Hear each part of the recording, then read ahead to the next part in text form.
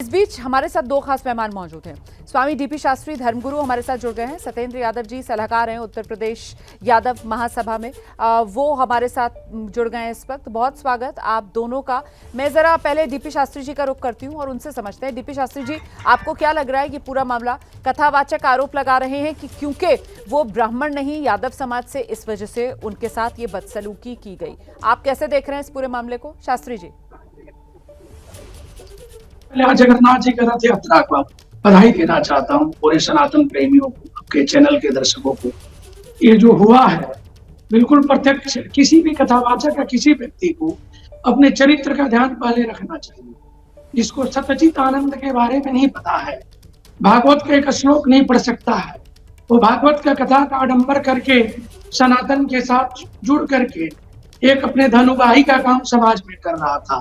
उसकी सच्चाई सबके सामने आ गई और ऐसे से पता ना कितने लोग हैं, लाखों लोग हैं जो अपने जाति इत्यादि को छुपा करके और धर्म के नाम पे धन संग्रह करते हैं या धन उगाही के काम करते हैं। और समाज में इसे कहीं ना कहीं हम सबको बड़ी खेद है या कहीं ना कहीं सब इसे दुखी भी है। जिस तरह वो कोई भी माता है, बहन है, आपके प्रत्यक्ष कह रही है कि उनका नियत इतना खराब था और खराब नियत से हमारे समकक्ष ऐसे किए, इनको तो सजा मिलनी चाहिए। ऐसे कोई भी लोग हो, इनको सजा मिलनी चाहिए। कानून को हम अपने हाथ में ना लें, कानून को काम कानून को करने दें, न्याय का ये काम आपने न्याय बिल्कुल करें। सही बात कही है। इसमें इसीलिए मैंने उन महिला से भी ये सवाल पूछा कि भाई राजनीति अगर आपके साथ कुछ गलत हुआ था, जो आप कह रही हैं कि गलत व्यवहार किया था, तो फिर पुलिस को इस बारे में सूचना क्यों नहीं दी? तो उस पर उन्होंने कहा कि नहीं, खुद ही पिटाई कर दी। मैं सत्येंद्र यादव जी का रुख करती हूँ, सलाहकार उत्तर प्रदेश यादव महासभा के, और जरा उनसे जानते हैं। शास्त्री जी यहाँ पर कह रहे हैं कि साहब ये धन उगाही का काम कर रहे थे, अपनी पहचान छिपाकर इस तरीके से लोगों की आंखों में धूल झोंकने का काम कर रहे थे, तो फिर जो इन्होंने किया वो भुगता।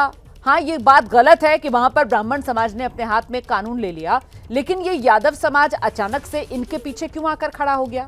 जाति यादव है, इसी वजह से आप इनका समर्थन कर रहे हैं, सत्येंद्र यादव जी?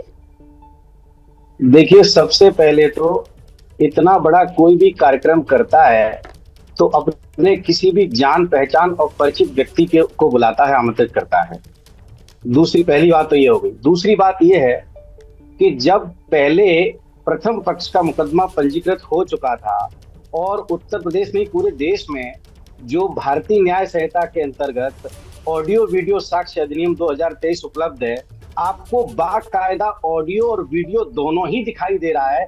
सबसे पहले तो इस पूरी कहानी को सिर्फ बचाव करने के लिए इस तरह से गढ़ा जा रहा है, जहां पर पूरी की पूरी जिला प्रशासन एकदम सक्रिय हो चुका है। ये जो पूरी कथा बनाई जा रही है, ये है नहीं, एक व्यक्ति पीड़ित है, 2-3 व्यक्ति पीड़ित हैं और जातीय भेदभाव उजागर हो चुका है। पूरे देश ने देख लिया है कि किस तरह से इनके मन में पिछड़े और दलितों के लिए जो नफरत है वो इनकी बाहर आ गई। और आज भी ये कानून का राज मानने को तैयार नहीं है। ऐसा लग रहा है कि हम लोग बहुत पीछे हैं। सत्येंद्र जी, आप क्या कह रहे हैं? आप ये कह रहे हैं कि वो जो महिला सामने आई हैं और वो जो छेड़छाड़ का आरोप लगा रही हैं, आप कह रहे हैं कि वो झूठा आरोप है, आप ये कह रहे हैं क्या? शास्त्री जी रुकिए जरा, अभी मैं यादव जी से पूछ रही हूँ सवाल, उसके बाद आपके पास आऊंगी, चिल्लाइए मत बीच में। शास्त्री जी आइए, सत्येंद्र यादव जी अपनी बात रखिए। देखिए, ये सिर्फ झूठ नहीं है, ये काला सरासर बड़ा झूठ है, क्योंकि उन लोगों के साथ अत्याचार हुआ, उनका उत्पीड़न हुआ, उनका शोषण हुआ और उसके साक्ष्य उपलब्ध हैं। पूरा देश देख रहा है और उसके बावजूद भी एक नई पटकथा लिखी जा रही है।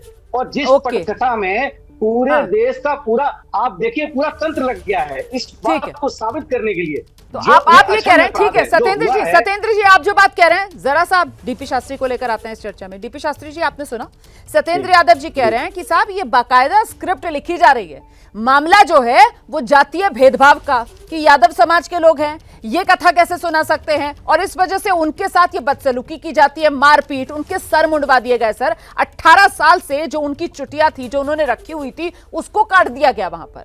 और अब इसी से बचने के लिए एक मनगढ़ंत कहानी सुनाई जा रही है कि महिला सामने आ जाती है कि हमारे साथ छेड़छाड़ की। आइए शास्त्री जी जवाब दीजिए। रोमाना जी, एक चीज बता देना चाहता हूँ शतंत्र जी को। ऋषि पराशर और सतवती के पुत्र वेदव्यास जी है। सत्यवती माता वो ओबीसी कास्ट थी, और उन्हीं के वेद व्यास हुए जो पुराण लिखे या शास्त्र लिखे जिसको हम सब पढ़ते हैं, ये गलत बोल रहे हैं। उस व्यक्ति को तो सबसे पहले जांच भी होनी चाहिए तो उसकी शिक्षा दीक्षा कहाँ से हुई थी। आप कुछ जानते नहीं, न कथा के बारे में, न पुराण के बारे में, न शास्त्र के बारे में, और उसका वीडियो भी देखिए, नाना प्रकार के जो कुछ किया है समाज में। सबसे बड़े तो देखिए, एक बड़ी दुखद बात है, किसी माता बेटी बहन को इस तरह के कुदृष्टि देना, इस तरह के गलत व्यवहार करना, आचरण खराब करना, ये किसी कथावाचक को शोभा नहीं देता। नहीं शास्त्री जी, इसी पर शास्त्री जी, शास्त्री जी, आप जिस प्रयास की बात कर रहे हैं, शास्त्री जी बात तो सुन लीजिए, शास्त्री जी बात तो सुन लीजिए। अरे रुकिए ना शास्त्री जी, सवाल तो सुनिए। आरोप तो वो यही लगा रहे हैं ना, सत्येंद्र यादव जी आरोप तो यही लगा रहे हैं कि साहब जब ये मामला गरमाया जातीय भेदभाव वाला, तो अचानक से ये कहानी लिखी जाने लगी। एक महिला सामने आती है कल और वो छेड़छाड़ का आरोप लगा देती है। इससे पहले तो वो सामने नहीं आई थी। 21 जून का जो वीडियो सामने आया था उसमें तो यही बात सामने आ रही थी ना कि ब्राह्मण समाज ने, क्योंकि वो यादव जाति से आने वाले कथावाचक थे, इसी जातीय भेदभाव के चलते उनके साथ मारपीट की, उनके बाल तक मुंडवा दिए।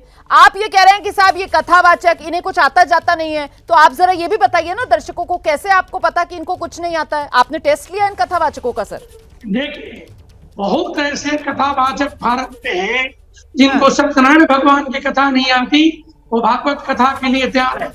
ये हमारा दुर्भाग्य है। सनातन का भी इस समय आपको बता देता हूँ। दूसरी चीजें बता देना चाहता हूँ, ये कथा करते थे कि नहीं करते थे, ये कहानी जो सारी पुरानी आपके सामने है।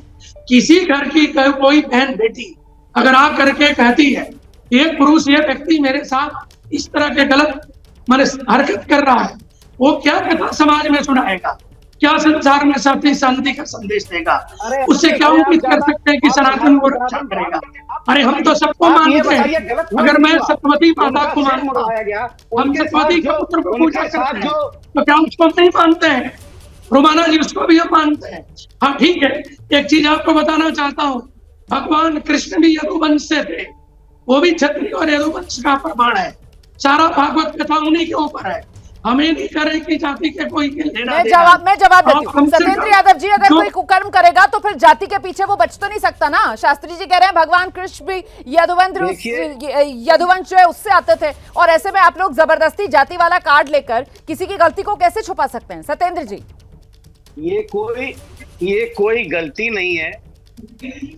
बात कर रहे हैं जी, इनको अभी पूरी अच्छी तरह से है भी नहीं घटना के बारे में, और सनातन की बात करते हैं, धर्म से जोड़ रहे हैं। दरअसल ये अक्षम्य अपराध है।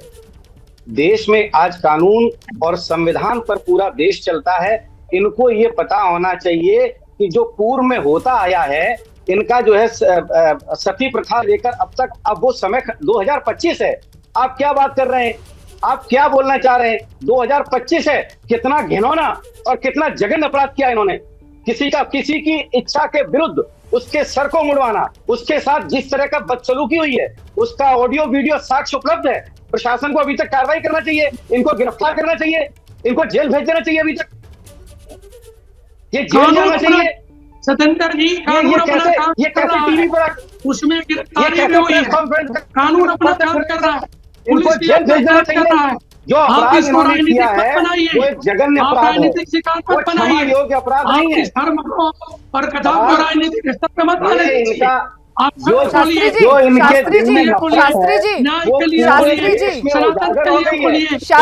सत्येंद्र यादव जी आरोप लगा रहे हैं कि साहब 2025 के भारत में ब्राह्मणों को ये अधिकार किसने दे दिया कि ब्राह्मण खुद ही सजा सुना दें और खुद ही किसी की पिटाई करके मामले को खत्म करें और खुद ही किसी के सर के बाल मुंडवा दें? ये ब्राह्मणों को अधिकार किसने दिया सर? देखिए रोमाना जी, जो गलत हुआ उसके पुलिस उससे कार्रवाई कर रही है, उसमें लोग गिरफ्तार हुए हैं, उनको जेल होगा, कानून प्रक्रिया होगी, वो सब पुलिस कर रही है। यादव जी खाली राजनीतिक शिकार बनाना चाहते हैं, राजनीतिक मत करिए, धर्म में राजनीतिक स्थान इस तरह का मत जोड़ दीजिए कि हम लोग बहस और राजनीति करने के लिए बैठे हैं।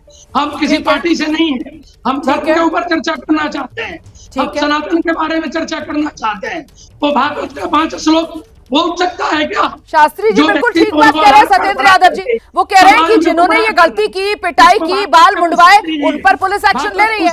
लेकिन अगर ये कथावाचक और इनके पास से 2-2 आधार कार्ड मिलते हैं, अगर ये कथावाचक और इन पर महिला बदसलूकी के आरोप लगाती है, तो फिर इन पर भी तो एक्शन होगा ना। फिर ये पीड़ित वाला विक्टिम कार्ड क्यों खेल रहा है यादव समाज? देखिए, हिंदुस्तान में बाकायदा आईपीसी और सीआरपीसी की धाराएं हैं। हर किसी भी तरह का अगर कोई कृत्य और अपकृत्य होता है, उसकी सजा है, उसका एक प्रोसीजर है, उसकी एक प्रक्रिया है। वो प्रक्रिया हो रही है।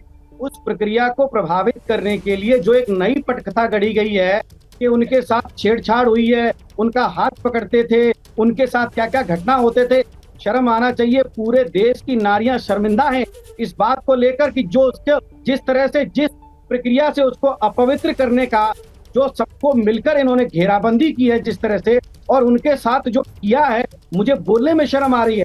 पूरे देश की महिलाएं इस घटना को सुनकर और देखकर शर्मिंदा महसूस कर रही हैं।